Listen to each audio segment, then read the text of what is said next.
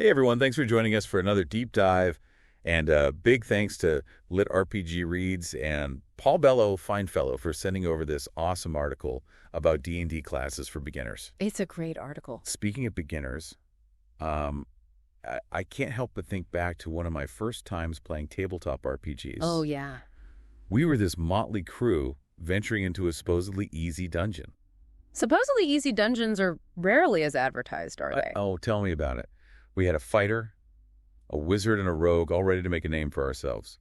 We thought we had all our bases covered, but we learned a valuable lesson that day about party composition. I'm sensing a story here. What happened? Well, it turns out this easy dungeon was just swarming with goblins, like tons of them. Oh, no. And while we're individually capable, our lack of a healer or support class became very obvious. Yeah, I bet. We were getting pummeled, potions were running low, and the wizard was reduced to throwing daggers because he had used all his spells. Ouch. Sounds like a trial by fire. It was. We barely made it out alive, limping back to town with our tails between our legs. And we learned that day that a balanced party with a mix of combat and magic and support is really crucial. Yeah, absolutely. That's where Paul's article, Best D&D Classes for Beginners, Your Path to Adventure, from LitRPG Reads, really comes in handy. It emphasizes this point beautifully by not just listing classes, but breaking down the core mechanics of D&D and how they influence class choice. Exactly. It's like you wouldn't build a house without a blueprint. Right. So understanding the basics like hit points and armor class and action types and ability scores is essential. Yeah, the article does a fantastic job of explaining these concepts in a way that's easy to grasp, even if you're brand new. For instance, it breaks down the different types of actions you can take in combat: standard, bonus reaction, how they can really impact your decisions. Yeah, knowing the difference between like hitting a goblin with your sword as a standard action versus using a potion as a bonus action can be the difference between, total party kill or victory. Exactly. And then it also goes into the different class categories: martial spellcasting and hybrid. Right. And this framework, I think, can really help you narrow down your choices based on what kind of playstyle you prefer, whether you see yourself as like a warrior or a spellcaster or something in between. Okay, so let's start with the martial classes, which the article really recommends for beginners, especially fighters, barbarians, and rogues. Yeah. And they tend to have more straightforward mechanics, which is perfect when you're first starting out. I agree. Fighters in particular are so versatile. I think they're proficient with all armor and weapon types, which makes them adaptable to almost any situation. They can be heavily armored tanks, agile sword masters, or even like ranged specialists, depending on how you want to build them. And as the article points out, they have this awesome ability called Action Surge, which lets them take an extra action in combat. Oh, yeah. It's like a surprise bonus turn, which can be a game changer if you need to, get an ally out of trouble or just deal some extra damage. Absolutely. It lets them capitalize on opportunities and really turn the tide of battle. Now, if you're drawn to more of a primal approach, maybe less tactical, the barbarian might be more your speed. All right. Raw power and unbridled fury. It's kind of like channeling that feeling of rolling a natural 20, but like for an entire class. Yeah. The article calls them controlled chaos, which I think speaks to my Goblin Dungeon experience. The key is to control that chaos. Barbarians are masters at harnessing their rage ability, which gives them increased damage and resilience. But managing it effectively is really important. Yeah. Knowing when to unleash it for maximum impact and avoiding burnout is key to success. So it's not just about smashing things mindlessly. Yeah. You need to be strategic. Exactly. Now, if stealth and cunning are more your style, then the rogue might be the perfect fit. Yeah. I remember a friend who played a rogue, and he was a master of sneaking around and picking pockets. He once stole a key off a guard's belt without anyone even noticing. Oh, wow. Rogues are masters of subterfuge. Yes, they are. The article highlights their sneak attack ability, which lets them deal a ton of extra damage when they have advantage in combat, like attacking someone by surprise or flanking an enemy. Positioning and timing is key to maximizing their damage. Right. It's not just about hitting hard. It's about hitting smart. Exactly. Speaking of hitting smart, the article also mentions that rogues have all these specializations like Thief and Assassin and Arcane Trickster, Yes. which add even more, depth and flavor. Each specialization offers unique abilities and tactical options, so you can really tailor your rogue to how you want to play. So even within the martial classes, there's a ton of variety to explore. Definitely. And we've only just begun. We still have the world of spellcasting, hybrid, and even advanced classes to dive into. That's right. But that's for next time.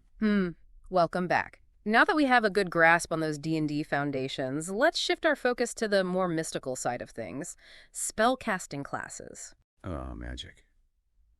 The lifeblood of fantasy and the source of so much wonder and chaos in D&D campaigns. I've always been fascinated by the idea of wielding arcane power.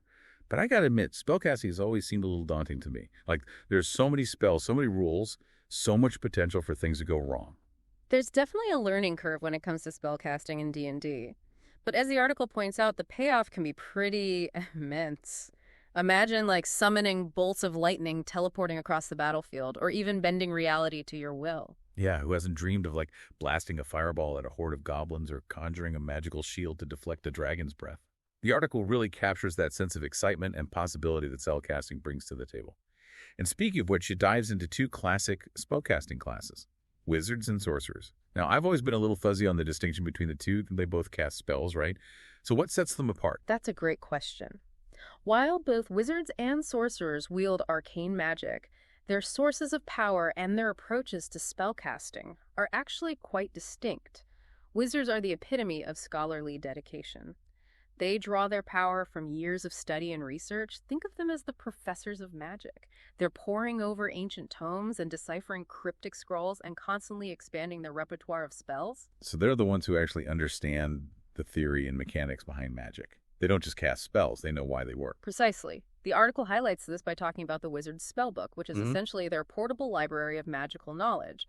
And they can learn new spells by transcribing them into their spellbooks, which I think is really cool. It encourages exploration and discovery, like finding a lost scroll or deciphering a forgotten inscription could grant them access to a powerful new spell. That's awesome. Yeah. It makes the world feel so much more alive when you can stumble upon these magical secrets hidden away in some dusty corner. But if wizards are all about study and preparation, how do sorcerers fit into the picture? Are they more like the intuitive, natural-born magic users? That's a perfect analogy. Sorcerers are kind of like the prodigies of the magical world. Their power comes from an innate connection to the source of magic itself. Maybe they inherit their abilities through a powerful bloodline, or they're touched by some celestial entity which grants them this deep and instinctive understanding of magic. So while wizards have to hit the books, sorcerers are more like, I woke up like this. Exactly. Their magic is a lot more fluid and spontaneous. It's a reflection of their inherent connection to the arcane. And they don't need to prepare specific spells in advance like wizards do. Instead, they can just draw upon their wellspring of power to cast whatever spell the situation demands. That sounds pretty awesome. But wouldn't that make them a bit unpredictable? Like, what's stopping them from accidentally turning their allies into frogs or summoning a demon instead of a healing potion? While sorcerers are definitely more free-flowing in their spellcasting, they're not reckless. They still understand the principles of magic and have control over their abilities. The article highlights this unique sorcerer feature called sorcery points, which they can use to enhance their spells in creative ways. They can use something called meta magic to make a spell last longer, increase its range, or even twin it, so they're effectively casting it twice with a single action. Oh, wow. That's powerful. It sounds like sorcerers are all about adaptability and thinking on their feet, whereas wizards are more about strategic planning and having a wider range of spells at their disposal. That's a great way to put it. Both classes have their strengths and weaknesses, and the best choice for you really depends on your preferred playstyle and how you envision your character interacting with the world of magic. I can already imagine the epic battles between a cunning wizard carefully selecting the perfect spells to counter their opponent's moves, and a quick-witted sorcerer adapting to the flow of combat and unleashing these unexpected bursts of magical power. Exactly. And speaking of adaptability, let's transition to the realm of hybrid classes, where the lines between martial prowess and magical ability get a little blurred. Hybrid classes. They sound intriguing. It's like getting the best of both worlds. You can swing a sword and throw a fireball. Sign me up. The article specifically mentions clerics, paladins, and rangers as popular choices for those who want to kind of blend those combat skills with spellcasting. Each of these classes offers this unique blend of martial and magical abilities, which makes them incredibly versatile and adaptable. Clerics, for instance, are often seen as the quintessential healers, channeling divine magic to mend wounds and protect their allies. But they're also capable warriors, wielding weapons and armor with equal skill. So they're like the combat medics of the fantasy world, patching up their comrades while smiting enemies in the name of their deity. Precisely. Clerics are masters of both offense and defense. Their divine magic gives them a wide range of spells for healing, protection, and even combat. And the article emphasizes the importance of domain selection for clerics, which essentially lets them specialize in a particular aspect of their deity's power. Okay, so domains are like their chosen field of study, shaping their abilities and how they approach challenges. Can you give me an example of how that works in practice? Certainly. A life domain cleric might focus on enhancing their healing abilities, becoming like a beacon of restoration for their party. A war domain cleric, on the other hand, might channel their divine power into potent combat spells and buffs, making them a formidable force on the battlefield. I like that. It adds another layer of customization and really allows players to tailor their cleric to their preferred playstyle. Speaking of playstyle, what about paladins? They always strike me as the noble knights of D&D, upholding justice and vanquishing evil with righteous fury. Do they also blend combat with spellcasting? Absolutely. Paladins are the embodiment of that righteous might, wielding both martial prowess and divine magic to uphold their sacred oaths. They are bound by these codes of honor and justice, their actions guided by this profound sense of duty and unwavering conviction. So they're not just fighting for glory or personal gain. There's a deeper purpose driving them. Exactly. Paladins are driven by their oaths, which might involve protecting the innocent, upholding the law, or vanquishing a specific evil.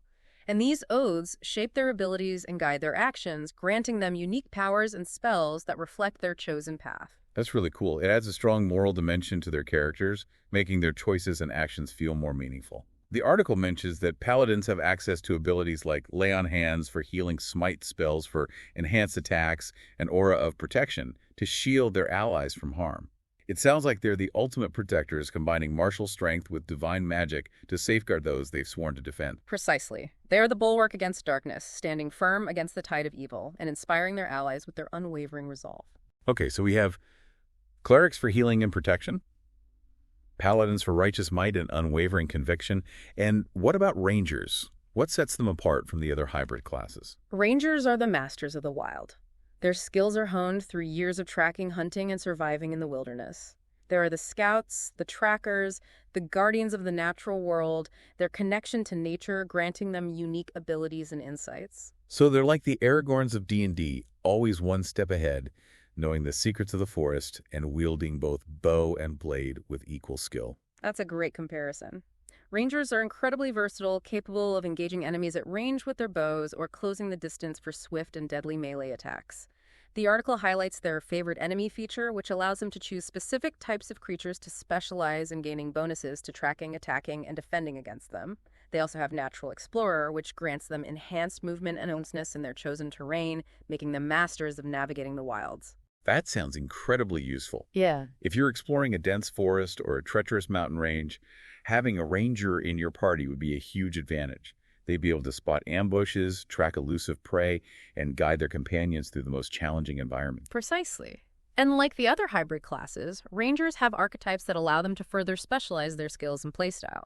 For example, a hunter might focus on honing their combat abilities, becoming a master of ranged and melee combat, while a beastmaster might forge a bond with an animal companion, fighting alongside a loyal beast that enhances their abilities. Wow.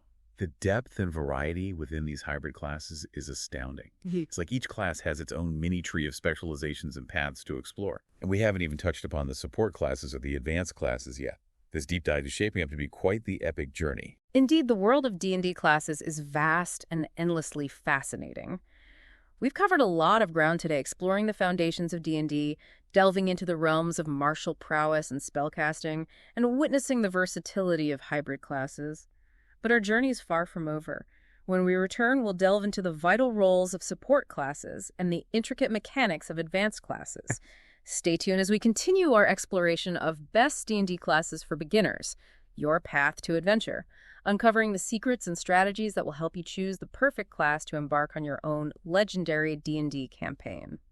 Welcome back to our deep dive into D&D classes. We've talked about the mighty fighters, the mystical sorcerers, and even those versatile hybrids.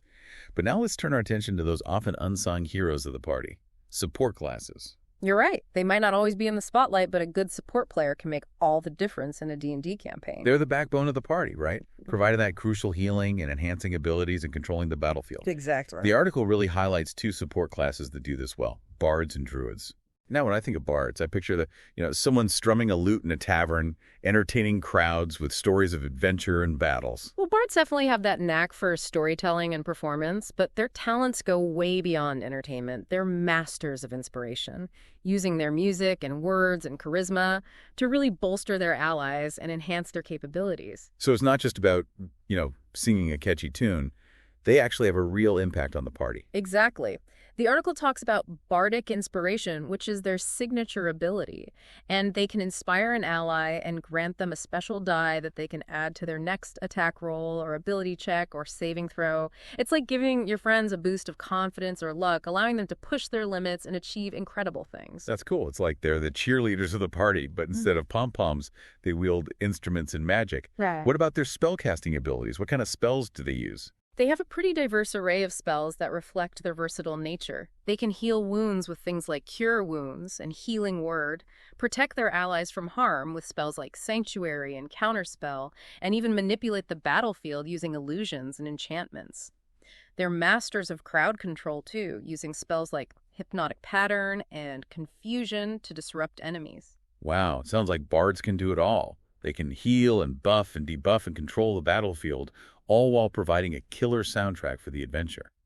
What about druids? They've always seemed like the nature-loving spellcasters to me, drawing power from the primal forces of the world. How do they fit into the support role?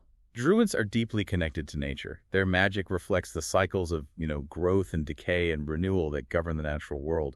They're versatile spellcasters, capable of healing, summoning creatures, manipulating the elements, and even transforming into animals. Wait, did you say transforming into animals? Like they can actually shapeshift? Yeah. Their wild shape ability is one of their most iconic features, allowing them to take on the form of various animals, each with its own strengths and abilities. So they might transform into a bear to charge into melee combat, a wolf to track their prey, or even a bird to scout from above. That's amazing. It's like having a whole team of specialists rolled into one character. Yeah. And they can cast spells, too. What kind of spells do they typically focus on? They have a deep connection to nature's magic, so their spells often reflect forces of growth and healing and elemental power. They can heal with spells like Cure Wounds and Regenerate, summon powerful allies from nature with spells like Conjure Animals or Summon Fae, and control the elements with spells like Entangle, Call Lightning, and Ice Storm. Wow, it sounds like druids are like the ultimate nature mages. Yeah. They can heal, summon, control the elements, and shapeshift into animals. It's like having a whole ecosystem at your command. Yeah. Now, we've covered a lot with these support classes, but the article also mentions some more advanced classes, which I'm guessing are more complex and a little more challenging. Yeah, these advanced classes often have more intricate mechanics and require a deeper understanding of the game's rules and systems. They offer unique challenges and rewards for those experienced players who really want to push their skills. So what kind of advanced classes are we talking about? Well, the article specifically mentions warlocks and monks. Okay. Warlocks are really fascinating because they gain their power through pacts with otherworldly entities called patrons. These patrons could be powerful devils, ancient fae, celestial beings, or even like enigmatic great old ones, each offering unique abilities and spells that shape the warlock's destiny. Ooh, pacts with otherworldly beings. That sounds both awesome and a little terrifying. It's like making a deal with the devil, but instead of your soul, you're trading for magical power. The nature of those pacts can vary a lot depending on the patron. Some patrons might offer power freely, while others demand favors or obedience. The article mentions that warlocks have this unique cantrip called Eldritch Blast, which is this potent ranged attack that gets stronger as they level up. They also get Eldritch Invocations, which are basically special abilities and enhancements that let them customize their powers and how they play. So they're tailoring their magic to their pact and their patrons. Yeah. That's pretty cool. What about monks? What makes them so advanced? Monks are masters of martial arts and meditation, channeling their inner energy or ki to perform incredible feats. They're like the ultimate martial artists, able to unleash flurries of blows, deflect arrows, and move with supernatural speed and agility. Wow, so it's less about brute strength and more about precision and technique and harnessing that inner power. Exactly. They're masters of self-discipline and control. Their training allows them to push their bodies and minds to the limit. The article talks about their key points, which they can spend to do things like Stunning Strike, which can temporarily paralyze an enemy flurry of blows, which lets them attack really fast, and Evasion, which lets them dodge almost any attack. It sounds like they take a lot of skill to play effectively. They're not just punching and kicking. They're carefully managing their ki and choosing the right abilities at the right time and outmaneuvering their opponents. Yeah, they're definitely a challenging but rewarding class to play, offering a unique blend of martial arts and mystical energy. So we've explored a lot of D&D classes, from those straightforward fighters to the intricate spellcasters and the versatile hybrids. It's been quite a journey, but now the question is, which class speaks to you? That's the great thing about D&D. There's a class for everyone. Whether you want to be a valiant knight, a cunning rogue, a wise mage, or a primal shapeshifter, there's a class out there waiting for you. Exactly. So we want to hear from you. Which D&D class sparks your imagination? What kind of character do you see yourself playing? Let us know in the comments. And a big thanks again to LitRPG Reads and to Paul Bell of Finefellow for this fantastic article. Until next time, may your dice rolls be ever in your favor,